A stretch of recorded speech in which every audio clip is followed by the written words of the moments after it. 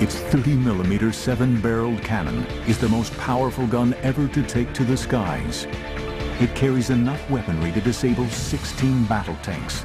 The A-10 is a legend among the soldiers it protects on the ground. So take a flight over the battlefield with the A-10 Tankbuster, now on Modern Marvels.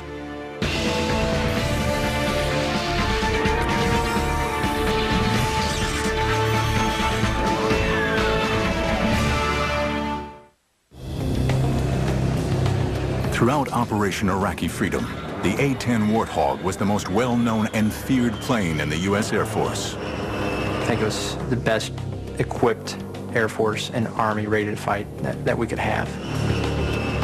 Its ability to work in close support with ground troops, to take out enemy positions and tanks, and to act as a spotter plane made it a linchpin in the victory over Saddam Hussein and his regime.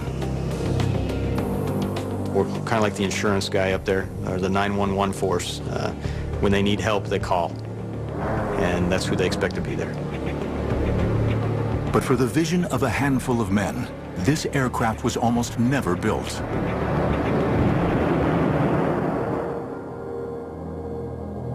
In World War I, aircraft were used as a way of supporting the troops on the ground. In facing down resistance, the planes were called in to either bomb or wipe out the enemy. Close support in cases of mobile warfare, of moving fronts, of fast-moving combat, whether it was retreat or advance, close support was overwhelmingly important. In those situations of battlefield chaos, where it's very hard to get good artillery support, suddenly airplanes become overwhelmingly important and overwhelmingly effective. During the Second World War, fighter bombers such as the Typhoon, the Tempest, the Mustang, and the Thunderbolt I were used in close air support roles very effectively. But one single aircraft was feared as the ultimate close air support machine. The German Junkers 87 dive bomber, nicknamed the Stuka and fitted with a screaming siren.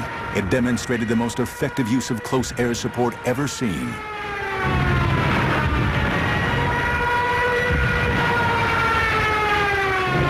This was a time when the Germans were enormously outnumbered by the Russians, and yet having extraordinary successes against very heavy, huge Russian tank forces. And a key component of that were these Stukas, of which the most famous unit was led by Colonel Rudel, who was the most decorated pilot of World War II.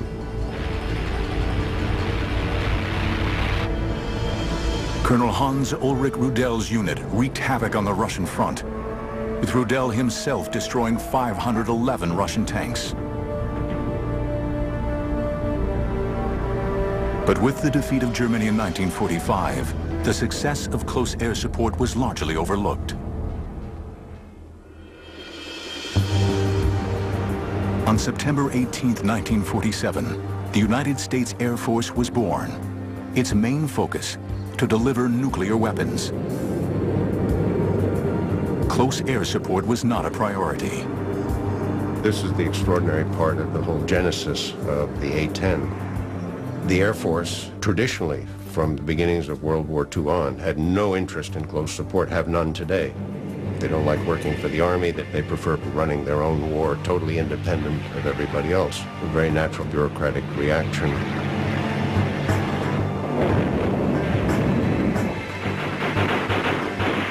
During the Vietnam War, the Air Force had to rely on aircraft such as the A-1 Skyraider to protect its ground forces.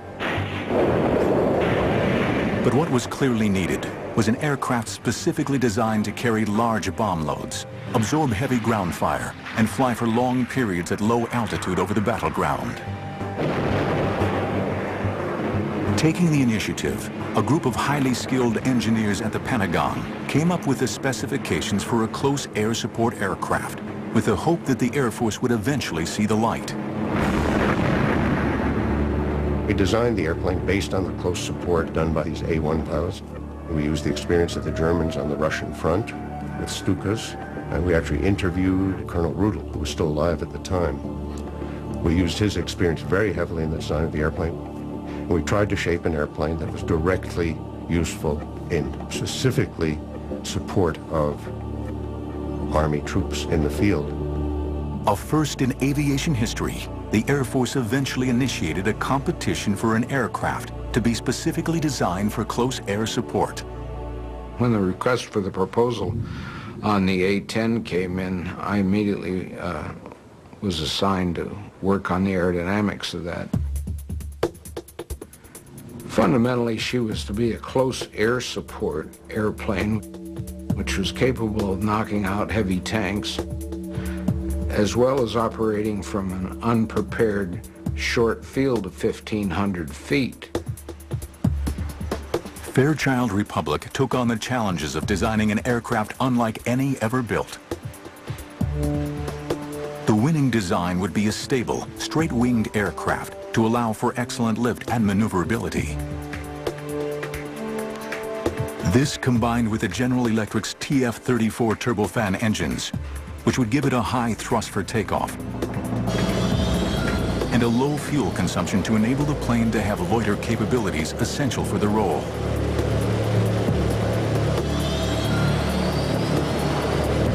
With unbeatable durability and an easy-to-repair maintenance program, these were the ideal engines designed to fly in a hostile battle zone.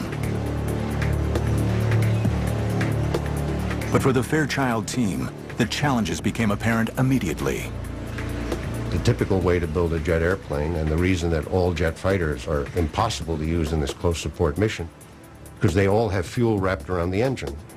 Once you have fuel wrapped around an engine, a .22 rifle will kill you. One of our very first design rules was the fuel had to be someplace other than the engine. Not only was the fuel safely stored in the fuselage away from the engines, the fuel tanks also had unique built-in fire suppression capabilities.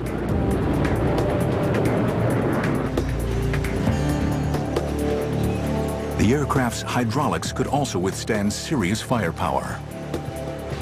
We required that every hydraulic control had to be backed up by a simple mechanical cable system that's much harder to shoot out. We could come back with hydraulic system shot out, half the tail shot off, a piece of the wing shot off. You had two engines, you could come home on one. The pilot was bathed in a titanium tub which could take 20-millimeter shells. It was really a piece of machinery that you could fly into hell and back. The A-10's survivability was matched with a deadly capacity, a huge 30-millimeter Gatling gun. Developed specifically for the A-10, the GAU-8 A Avenger was capable of firing almost 4,000 rounds a minute, giving the aircraft the ability to blow through tank armor. 2, 1, fire. She was designed primarily with a Gatling gun on the nose, and it was built to destroy anything that was considered an armored weapon on the ground. But she was built around the gun, and the gun was a given from day one.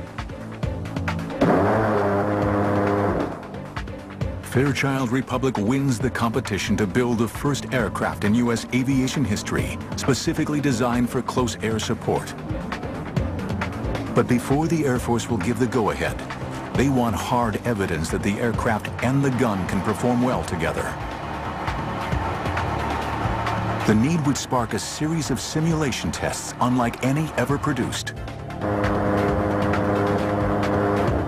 Little did its designers realize, these tests would change the future of aviation history. The A-10 has a false canopy painted on the bottom side of its fuselage. This is done to confuse the pilots of enemy planes during air-to-air combat. Modern marvels will return in a moment. After a heated competition, Fairchild Republic has produced the ultimate piece of machinery to perform the role of close air support. But the Air Force was reluctant to go into production until they have seen for themselves that the aircraft can fulfill its very specific combat role. In a series of amazing tests, the A-10 and its remarkable gun are put through their paces in an effort to create a full-on Cold War battle scenario. We had secretly assembled what we proudly boasted at the time was like the third or fourth largest tank army in the world. Over 300 Soviet tanks from all over the world, off junk heaps and whatever, out in the desert outside Las Vegas. So we ran a program with A-10s, with a gun installed, and with the current ammunition as it was going into production. She had a very strange sound to those engines, very characteristic, and to this day, every time I hear it, I look up, because I know it's my bird. We knew what she'd do, and she didn't disappoint us.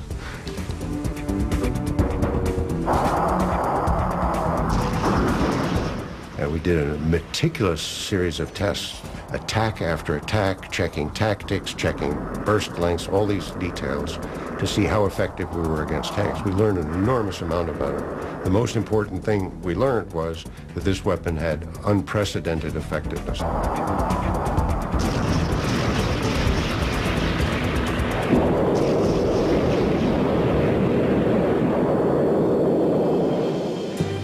During the Cold War, the threat of Soviet tanks advancing on Western Europe was at times a very real possibility.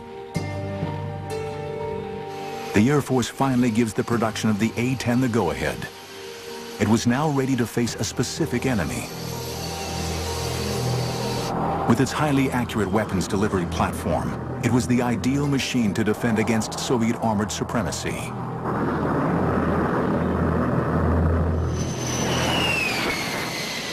The first A-10 arrived at Davis-Monthan Air Force Base in Arizona in October 1975. Immediately christened the Warthog, the A-10 was admired for its simplicity and ruggedness rather than its good looks. It's kind of an ugly only a mother could love is probably the way most of us describe it.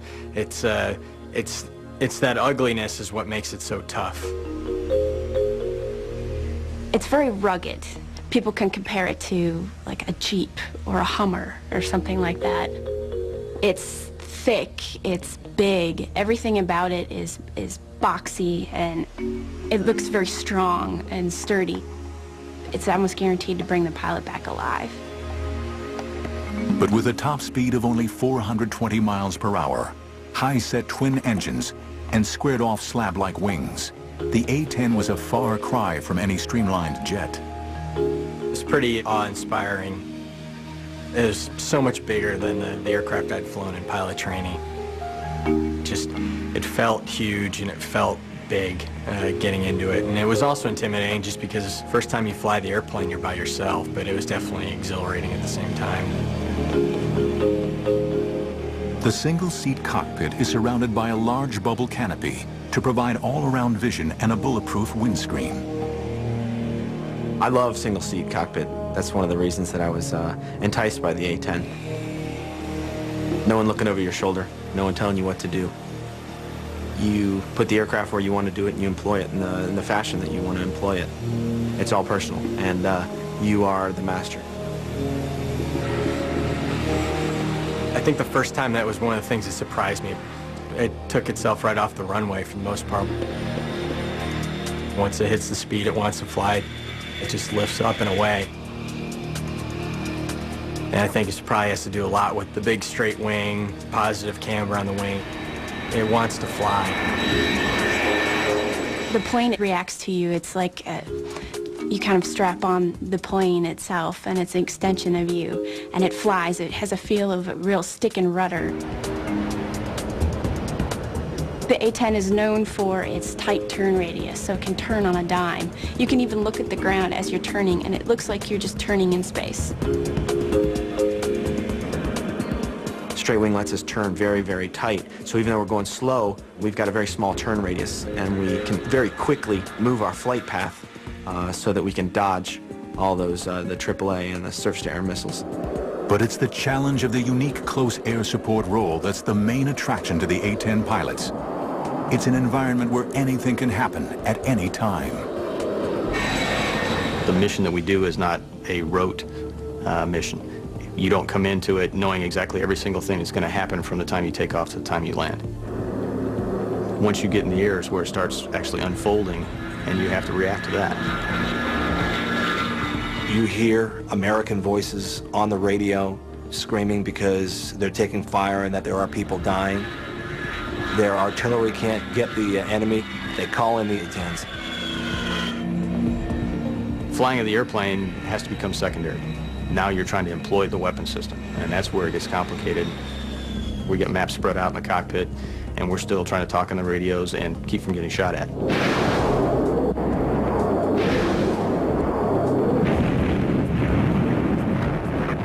You know, we consider ourselves the last gunfighter that's really out there, because when you go into battle and it's a close-in cast fight, the #1 weapon of choice of an A-10 pilot is going to be their gun. The weapons delivery system incorporates a heads-up display, or HUD, that provides the pilot with the references for flight control and weapons employment. It's incredibly accurate for a gun system, and probably one of the most flexible weapon systems in the world. It's just point and shoot, just like you'd imagine a revolver in your hand. You point it where you want to shoot it, you pull the trigger, and that's where the bullets are going to go. When you roll in and you pull the trigger for the first time, you get excited and the adrenaline starts pumping through, and I had the biggest smile on my face. What a feeling shooting the gun. I mean, the whole airplane shakes. The first time I fired the gun, you know, I had to come off the trigger because it scared me, because I couldn't believe something like that could come out of the front of the airplane, all the flames, the smoke. This 30mm bullet is the size of my forearm, and that smell of gunpowder, you get that in the cockpit after you fire the gun, and it's just incredible. You get a little bit of a high from it, I think, sometimes. It smells like victory. But it would be some time before the pilots would use their guns in anger. With the ending of the Cold War, the tank fleets of the Warsaw Pact no longer seemed like a threat. And the U.S. Air Force plans to withdraw the A-10 fleet from service by the 1990s. But with a serious situation brewing in the Middle East, all that is about to change. The Warthog was about to play a key role in bringing down one of the most destructive individuals in history. Fuel for the A-10 is held in a self-sealing compartment that's protected by internal and external foam. This holding cell will automatically repair itself if hit by a bullet of up to 23mm in size. Modern marvels will return in a moment. In September 1980, Iraq invades Iran, beginning one of the longest and most destructive wars of the 20th century.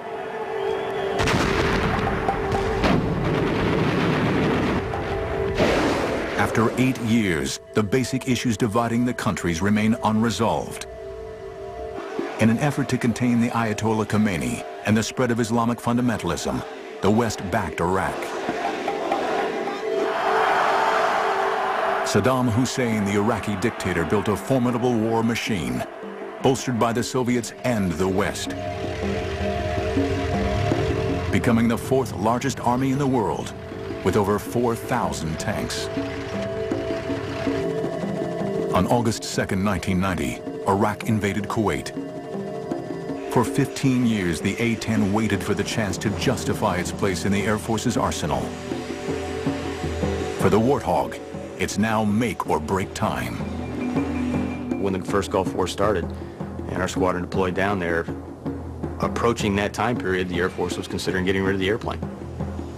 It wasn't until the Gulf War came around that we proved the fact that we are a capable cast platform. When the war broke out on January 16, 1991, there was an urgent need for a missile-launching tankbuster. The A-10s were committed to combat for the very first time. Back then, you know, we had nobody with combat experience except for a few of the very senior leadership that had flown in Vietnam. So a lot of people were unsure what to expect. Deployed to the Gulf to back up coalition ground forces, A-10 squadrons launched on Iraq's thousands of tanks in the mother of all battles. First day, I'll never forget that feeling. It was like, wow, this is the big game. You know, you're all pumped up, adrenaline's flowing. You know, let's go. You know, you go in, we hit a target, and I remember looking down and going, what's all that glittery stuff down there? And sure enough, it was, you know, them shooting. Oh, whoa, they're shooting at us. And that's when it kind of hit you, you know, this isn't just training anymore. The way that I saw the Iraqis working is, if they knew we were going to hit something, they moved it. And they played lots of shell games. And it's kind of like, you know, where are they hiding it now?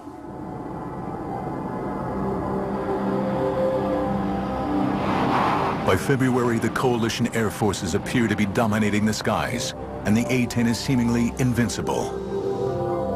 And we're feeling pretty confident. You know, if you survive your first 10 combat missions, your chances of surviving the war go up significantly. Major Rob Sweet was on his 30th mission for Desert Storm. On February 15th, he was the wingman in a 2-ship mission launched deep into Iraqi airspace. It was a little far into Baghdad land for an A-10. It was about 100 miles past the border where good guys were. And my flight lead, who was obviously a lot more experienced and wiser than I was a little concerned about the mission. With the Iraqis' ammunition running low, Saddam's forces were being more selective about their targets and sought to maintain a higher strike rate.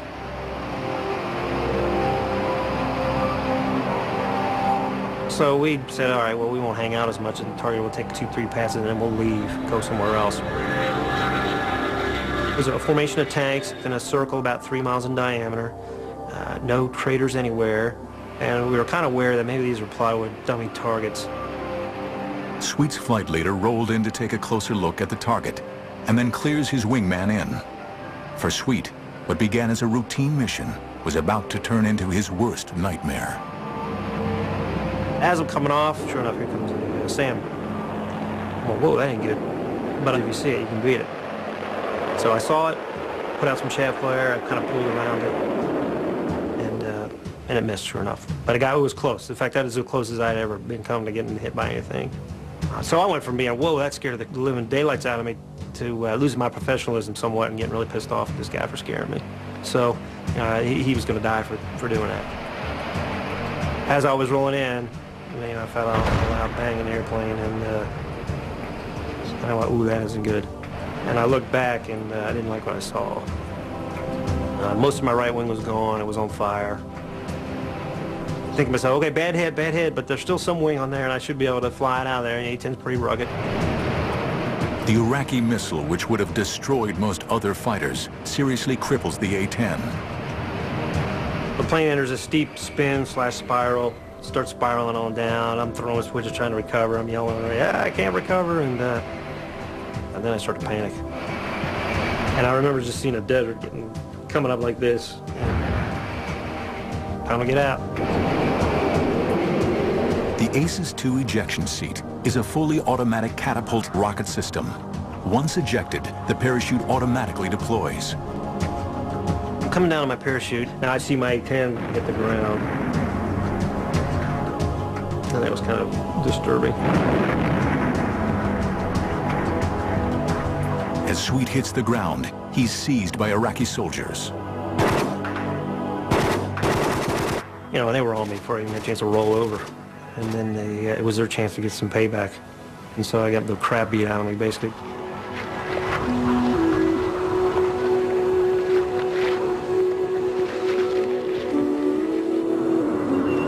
He's taken away to a command bunker and interrogated. I thought I was going to get shot at any moment, you know. It took me about 3 days to figure out, hey, they weren't going to just arbitrarily execute me. It was worth something to them, propaganda or intelligence or something. In March, Major Rob Sweet is eventually released as part of the prisoner release program. This is when I found out what happened to my flight lead. After I had been shot down, my flight lead had been shot down. And it turns out he never got out. Lucky to be alive, he spent 4 months recovering from his ordeal. If I would have been flying any other fighter when I was hit by the SAM, and it was a bad hit, I'd be dead right now. But despite this, the aircraft proves more versatile and better able to survive over enemy territory than anyone expects.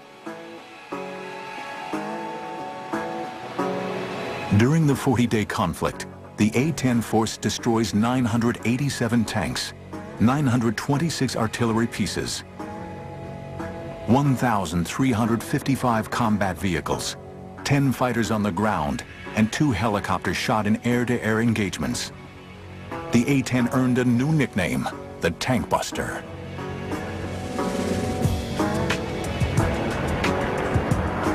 The result confounds all those who questioned the need for a dedicated ground support aircraft. Flying a staggering 8,500 missions, A-10s are responsible for more than half of Iraq's losses of military equipment in Operation Desert Storm.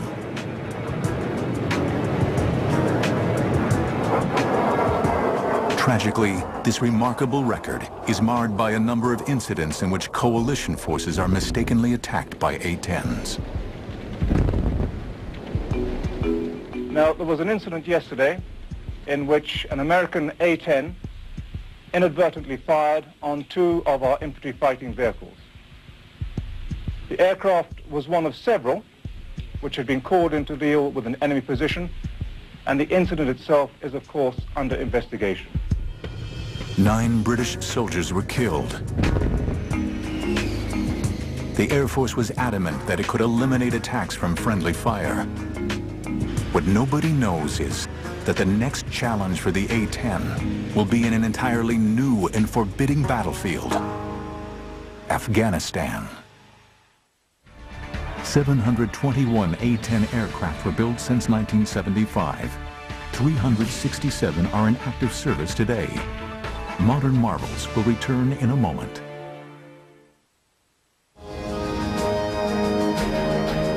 The A-10 proved itself a success in Desert Storm. But for this aging aircraft to remain integral to the Air Force attack plan, it would have to meet the constraints of an ever-changing battlefield. The A-10 got quite a few upgrades. No new engines or anything like that, but more avionics upgrades. We were able to incorporate systems that had come online, the global positioning satellite systems. The A-10 was the first fighter to fully integrate with the night vision devices. The whole cockpit is modified to use night vision goggles. We've been training with them longer than pretty much any other fighter community, and we've gotten very good at it. The A-10 is destined for a new mission. On September 11th, 2001, the war on terrorism begins. Our response involves far more than instant retaliation and isolated strikes.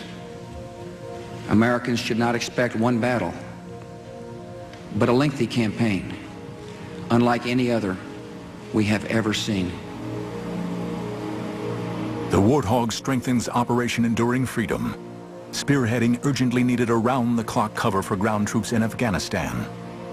For the crews of the A-10s, it was like nothing they had ever seen.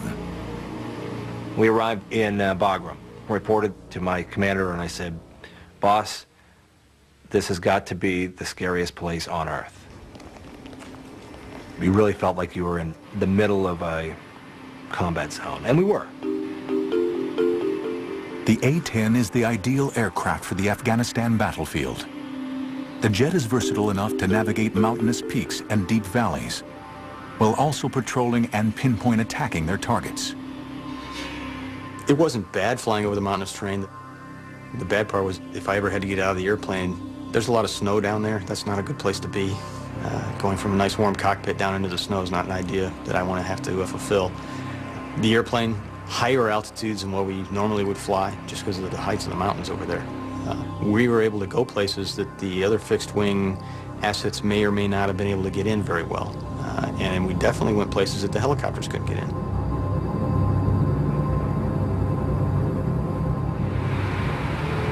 Around the clock, the Warthogs support regular and special forces soldiers while combing the mountains of Afghanistan for enemy rocket launch sites and mortar posts. As its pilots soon realized, every mission would test their training and their wills to the limit. We showed up just past dark and got a brief, was handed a set of maps, and was told, hey, there's a lot of ground guys who are in trouble. Go out there and do what you do. Didn't have a whole lot of situational awareness on what was going on the ground. So, and when we checked in, the radios were just going crazy with guys calling for close air support. Your pulse rate goes up.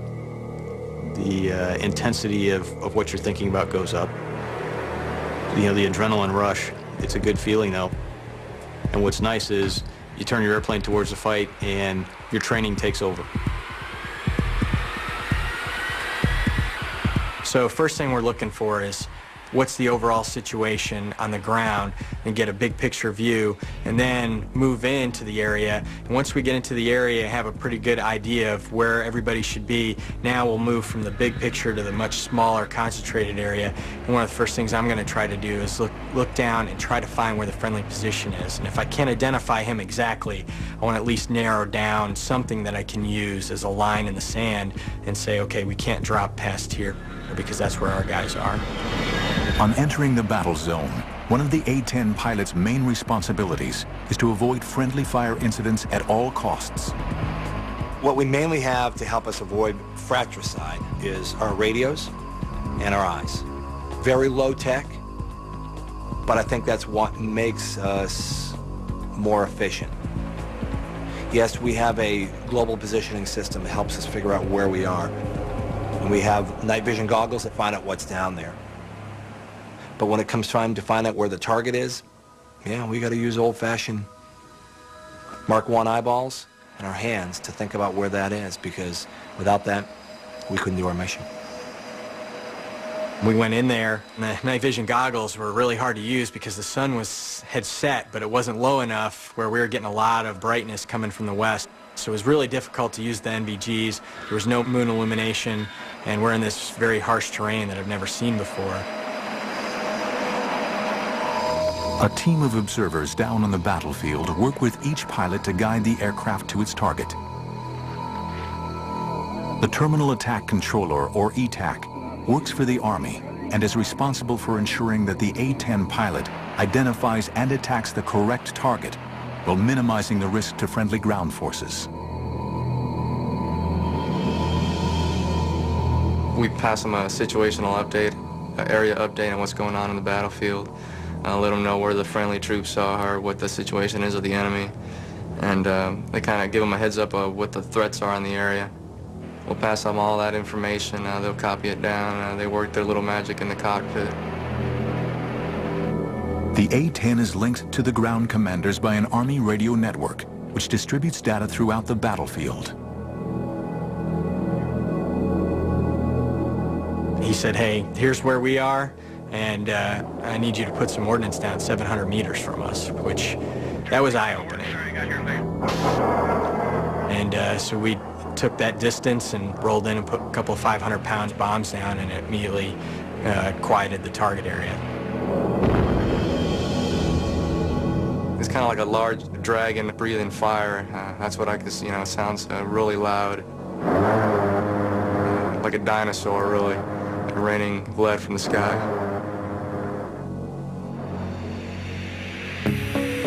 Like guardian angels, A-10s continue to fly over Afghanistan, protecting their friends on the ground until the war against terrorism ends. But an old enemy was waiting in the wings. States like these and their terrorist allies constitute an axis of evil, arming to threaten the peace of the world. The need for the A-10 would reach its climax in March 2003. Saddam Hussein's horrific regime is reaching fever pitch. This time, it would take an army with the A-10 on the front lines to bring him down. An A-10 fighter is still capable of flying with 10 feet of its wing missing and half of its tail gone. Modern marvels will return in a moment.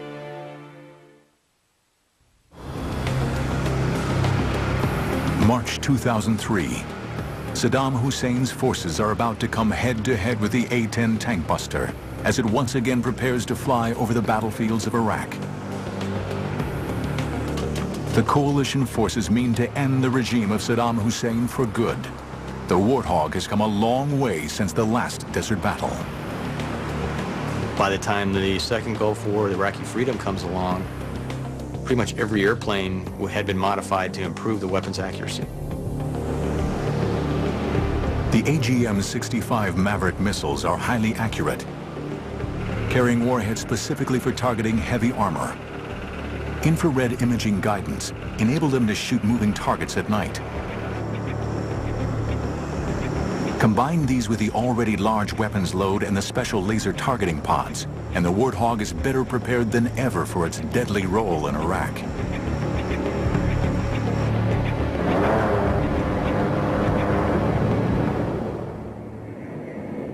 Flying from the seized Talil Air Base in southern Iraq, A-10s fly numerous missions as coalition forces launch one of the greatest military assaults since World War II.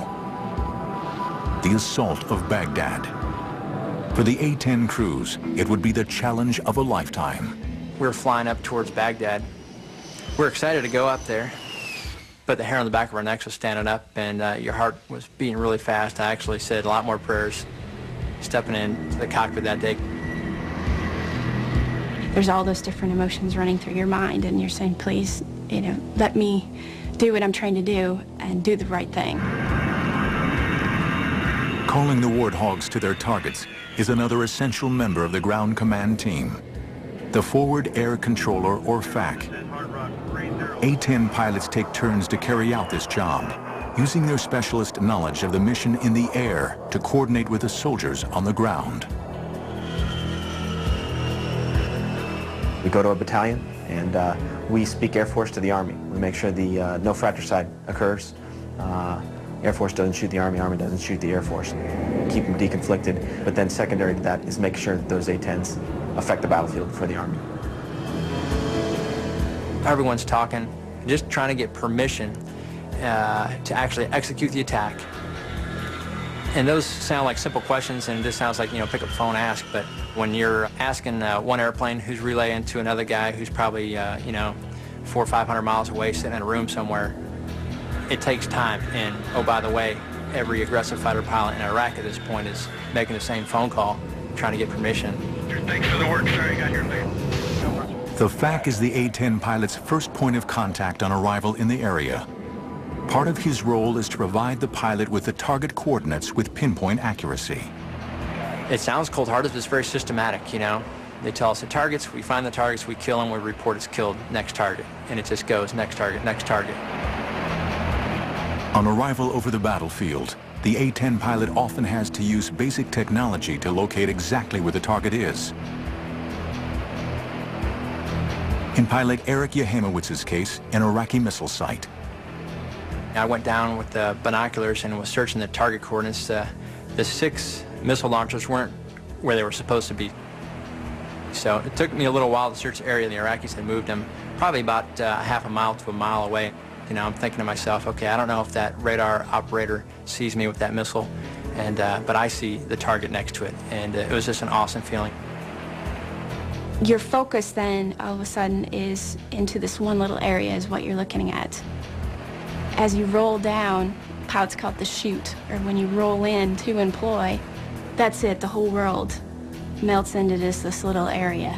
And I was able to lock this thing up and fired that missile, and it came screaming off the rail. From over 17,000 feet, the long-range 300-pound launch and leave Maverick missile travels to its target. For Yehimowitz, the seconds seem to go on forever. I'm waiting and I'm thinking, oh man, the missile went stupid. It went flying into Iran. It should have hit by now. And I'm like, oh man, I'm in trouble. It just felt like an eternity. It is surreal. You're so far up, it's hard to hear anything on the ground. You're so used to hearing the jet. It's like the white noise of having a fan in the background. But then all of a sudden, boom, just a massive explosion, and there's total elation. Now I know I got him. You pull off, get a little more altitude, and then turn back and take a look. And it's a little fire show for you. It's just so professional, it's unbelievable. There's not a lot of hooting and hollering, and you know, it's not like Top Gun, people screaming, yeehaw. I mean, it's war, and people are dying, and everyone knows it. You know, we're sitting on the edge of our seats, concentrating that we don't get shot down for once, and then that we don't hurt the wrong people. Going in there, I said I have two objectives. One, zero fratricide. Two, affect the battlefield. And they were in that order. My #1 goal was to prevent fratricide. Knowing where the friendly forces are is paramount if the A-10s are to protect them. And losing sight of troops on the ground can lead to mistakes or deadly friendly fire. As a fighter pilot, that's our first job, to find out, is there anyone out here that we don't know about? You know, it comes down to a fight with friendlies nearby. Weapons release is going to be authorized by the guy on the ground. So you have to have that warm fuzzy, that you've got the complete picture, that you know these are friendly troops, those are enemy troops. But even with all the advantages of modern technology, relying on this alone can seriously jeopardize the troops on the ground. Yes, there are technological ways. There are also old school ways, giving a good talk on, making sure you're confirming with that aircraft that he really does see the friendlies. There's 1,000 ways to make sure that he's looking at the right thing and you all are on the same page of music. And I used every single one of them, because I'd rather drop 0 bombs and have 0 fratricide than drop 1,000 bombs and have 1 be on a friendly position. Despite the fear of horrific friendly fire accidents, the feeling of flying the plane is the love of every hog driver and the reason for signing up. It's no race car, you know, it's not the Porsche, you know, it's not even a pickup truck.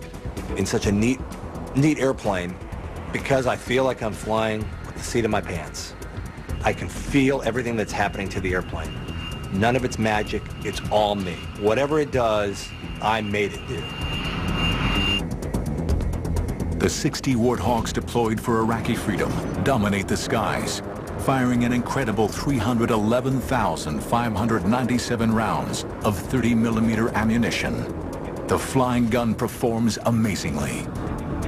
We lost a few folks in the first Gulf War. We didn't lose any in the second. Lost airplanes, but we didn't lose people. That's a testament to the aircraft itself. If I had to be in an airplane and be shot at, the A-10 is the only one I want to be in. The A-10 is an awesome airframe, and the fact that it works with you, and it feels like it's a part of you. And it's one of the only airframes left that it's true flying. You can feel it fly. The A-10 means close air support at its finest. It's been my home now for 8 years, and I love it. And I hope I get to stick with it, and I hope we get the upgrades we want to take us into this next century and keep supporting the Army. But I think it's just an awesome weapons platform. It fills a specific niche, and it does it really well. Able to keep flying with battle damage that would cripple many other designs, and lethal to any armored vehicle in service, the humble Warthog of the 1970s has come to rule supreme over the digital battlefields of the 21st century. Due to remain in service until at least 2025, the A-10 Warthog has proven itself to be one of the most effective aircraft ever flown in the U.S. Air Force, and a legend to those who've flown it. She is not very clean when it comes to protuberances and bumps, and so she's not the sleekest looking piece of machinery that I ever designed. But she got the job done.